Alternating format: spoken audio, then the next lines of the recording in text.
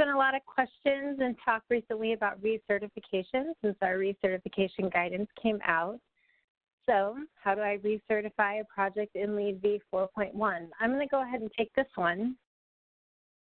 And here I've just outlined the requirements side by side between an initial certification, meaning the project has no prior certifications, and a recertification.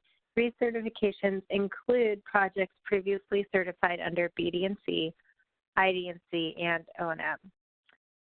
So the process of recertification is largely the same as that of initial certification in that the same performance score is used to earn those 90 points. There are a few important differences, though, with recertification. Recertification projects have no minimum performance score requirements in each of those 5 categories that we discussed, whereas initial certification projects must demonstrate a minimum score of 40. I know we had a question about this in the chat, so just to be clear, for a project that's never been certified before, you must meet a minimum score of 40 in each of the 5 performance credits. If you're recertification, you don't have to hit that mark. Recertification projects do not need to submit documentation for the additional prerequisites, such as the policy or the minimum outside air prerequisite. Initial certification, obviously, are required to demonstrate compliance with those. Both types of projects must earn a minimum of 40 points to certify, as within all of our rating systems. However, for recertification projects, the 10 additional credits are automatically earned. So initial cert, you need to demonstrate compliance with each individual credit that you're showing alignment with to earn the points. Recert, they're automatically awarded.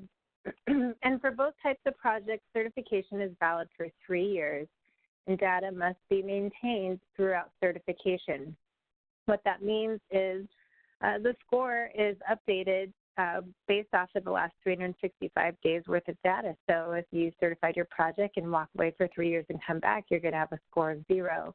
The expectation is that those scores are maintained for the 3 years until the project comes back for recertification.